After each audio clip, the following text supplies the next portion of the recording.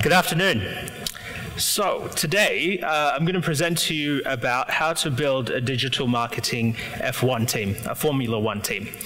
But before we start, I'm going to tell you a story about a man called Paul O'Neill. Paul O'Neill was a very accomplished man. He started his career as a computer systems analyst, working across various companies in the United States, became director of a few companies as well. And then George W. Bush actually wanted to appoint him as the Secretary of Defense, but he actually refused that role. So in 1987, Paul O'Neill becomes the CEO of a company that would not only just change his life, but the lives of thousands of people all across the world. And no, he wasn't the CEO of a pharmaceutical company or a charity. He was the CEO of a company called the Aluminium Company of America, Alcoa. You see, when Paul O'Neill becomes the CEO of Alcoa, Alcoa was in a lot of trouble. Sales were going down, the stock price was crashing, and the company was in dire straits. But instead of focusing on the short-term financial goals of the company, he focused on something that nobody expected. He focused on employee safety. See, at the time, Alcoa was having thousands of employee accidents per year, some of which were actually leading to the death of some employees. So instead of looking at the short-term financial goals, he focused his team on getting the number of accidents per year in the company down to zero. And in his 13-year tenure, so he finished his career at Alcoa in the year 2000, Alcoa was a safer place to work than Microsoft. So what does this have to do with marketing? So what Paul O'Neill was able to do is identify that bad habits, bad organizational habits in Alcoa was leading to system failures, which were leading to all of these accidents and deaths that were happening within the company. So he set up a very elite team of people to identify what were all of these organizational processes that were happening inside of Alcoa, leading to all of these failures, and he replaced them with good habits. So within those 13 years, the company had this KPI of 0 accidents per year, and if you had invested in Alcoa in 1987 when Paul O'Neill started the company, or started with the company, you would have 9x'd your investment. So in the year 2000, Alcoa was valued at $27 billion. So when your company grows big and old, what actually happens is that all of these bad habits become ingrained in your company. You see all of these things that you have no idea why you're doing them, but you're ending up doing them. So what I've noticed in 20th century marketing teams is that we've always done what we've always done. We've always invested in television. We've always invested in print media. And that's what we're used to doing. And that's what we're always going to do. But that's simply lazy, and we have to change. So to give you context of what I look at and what I run as a business. I run an end-to-end e-commerce business looking at selling directly to consumers. So I have a team of people that look after everything from acquisition marketing, conversion rate optimization, and retention marketing. And also my team looks after delivering this product to the end consumer and also ensuring that we have this wow experience at every single touch point throughout the journey. Now the challenge or the competitive set that I benchmark myself across is not who you would think. It's not Procter & Gamble or Unilever or Johnson & Johnson. My competitors are actually startups, and I'll show you why. So we're going to use Gillette, Procter & Gamble, and Dollar Shave Club here as an example. But what I want to demonstrate to you is how fast startups are versus traditional companies. So say if you're the media manager at Gillette and you want to change your media strategy, usually you're going to have to involve 3 or 4 different stakeholders across multiple countries sometimes. And at best, you're going to get a decision in 3 to 4 weeks. What that means is that you can only get about 12 to 16 decisions per year if you want to change your media strategy. If you're in Dollar Shave Club and you manage the UK market, for example, if you want to change your media strategy today, you can do that right now. So that enables you to take over 365 decisions per year.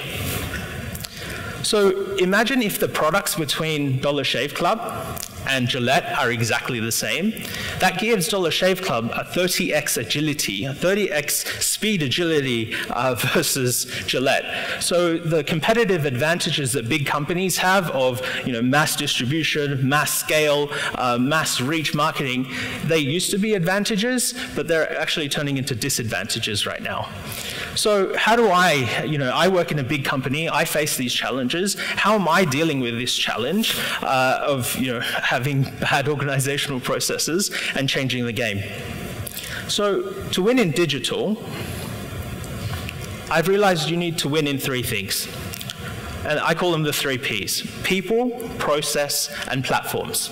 And we're going to dig into each one of these in detail, but what I want to stress to you is that if any of these are weak, then your execution, no matter how strong your PowerPoint presentation that displays your strategy is, your execution will always be weak. So firstly and most importantly, in terms of people, how do you structure a digital team? So I break my team up into 3 pieces.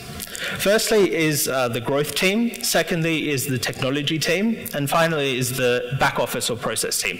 And let's go through each one of these in detail. So firstly, in terms of the growth team, this is a dynamic, fast-paced environment. 2 days are not the same at any time. So this is broken into 3 pieces. So the first person that you must have is an acquisition person. So this is a person responsible for bringing quality leads, quality traffic into your online platforms. So they're KPI'd on ROAS, so return on ad investment. They're KPI'd on the quality of that traffic that they bring onto your website. After acquisition is conversion. So this person looks after multivariate testing on your website, online UX, UI. And finally is, once you have all these people converting on your website, how do you retain these people and grow loyalty through a retention specialist? Moving on to back office and process-driven side of the business. So supply chain, finance, and legal is relevant to my business. But what you're looking for here on this side of the equation is people that have a very specified cadence in terms of the work that they do, and you need to have this resource within your team to ensure that things get done very fast. So for example, legal approvals. And in the middle here, I have technology, because technology is an enabler to all of these things. So what the technology team does is basically takes the requirements from the growth team in terms of optimizing the consumer experience, and then does stuff on the website to deliver that. And they also work with the back office team to ensure that as much automation can take place so that we don't do work that adds no value. We don't do reporting for the sake of doing reporting, for example. Next, I want to talk to you about the culture that you need to actually have speed. So when I look to hire, and the quality that I'm looking for in a person is people that ask for forgiveness, not for permission. So one of the things that I say to my team is that if you are 50% sure that I will say yes to your question, do it anyway. Don't wait for me to give that approval or say approved on email. Just do it. Because the time in which you will fail, you will learn and then move on, that is more valuable than waiting for somebody to come back to you and say yes. Yeah? So how do you actually develop that level of trust and that level of trust within a team? So a very small habit that we do as a team is every single morning, and this is something we got from Google actually, is every single Monday morning we have a team meeting where everyone shares what they did on the weekend. So this very human experience, this very human thing that allows us to connect on why people actually come to work, what motivates them to work very hard, is this human connection that actually makes us understand each other and work so much faster and better together. Next, we're going to talk about process. So process I'm cutting up into 2 pieces. One is external to your team, and 2 is internal to your team. So externally to your team, what you need to do is map out those processes that are impacting your business. What are those key things that you need to do? Who are the stakeholders that are involved? What impact does that decision have? How long is it currently taking? And then you need to define those guidelines and guardrails. So what are those decisions that we can take without approval, and what are those decisions solutions that we have to have approval for. Next is giving and taking ownership. So say, for example, a team has access and owns a social media account, but a different team needs access to publish on that account. As long as you have that process and guidelines there shouldn't be an approval process there. It just should be direct publishing to enable this speed. Next is internal to your team, and this is very close to my heart. Firstly, you need to cut PowerPoint and bullshit meetings, because the amount of times that I see wasted in companies drowning in PowerPoint is incredible. So I personally use Microsoft Word and Evernote more because it forces me to think about quality rather than just making beautiful slides. Next is welcoming ideas to improve productivity within a team. An idea that we have, and one of the things that my developers work on, is automating all of our reporting so nobody spends time creating reports for the sake of creating reports, but people actually do analysis and they make valuable recommendations that enable speed and performance. And finally is giving time to people to do quality, undisrupted work. So you got to, like we were saying, you need to cut out all of those meetings, but you also need to let your team work from home or have quiet spaces for, in the office where they can actually do focused, undisrupted work. And finally is platforms. So I see too many companies thinking that winning in digital means buying lots of expensive technology and then paying Google and Facebook lots of your media dollars, and that's the quick, easier way of winning. I'm here to tell you that's wrong. It's going to fail. You see, what you actually need to do is firstly focus on your people. You need to develop that talent internally. You need to get that technology that actually enables you to deliver those seamless experiences. You need to ensure that the tools that you have enable this productivity. So let me give you an example of some of the tools that we use, considering that my team is quite remote. So firstly is Microsoft Teams. So Teams combines things like WhatsApp, Slack, SharePoint, your Office suite all together in one place. So even though I have people working out of Poland, out of the UK, and in India and in the US, we all work seamlessly together in a connected environment without feeling like we're all disconnected. We also use Jira to ensure, and we actually run our team like an agile project, like an agile product, to ensure that all of the things that we want to do are logged and everything gets done on time. So bringing this all together. So I see too many companies thinking that, you know, it's so easy to win in digital if you just throw money in there. It's not. You need to focus on your people first, and that's where it all starts.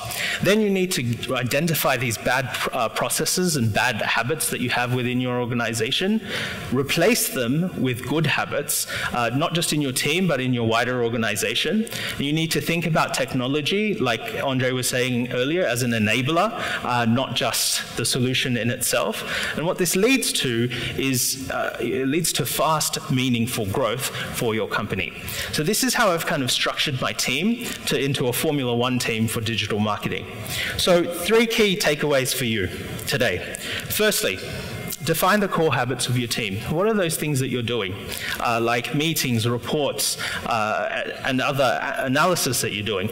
Is all of that actually adding any value? If it's not, then stop doing it. See what happens. Next is cutting PowerPoint and bullshit meetings and moving to Word. This will change your life.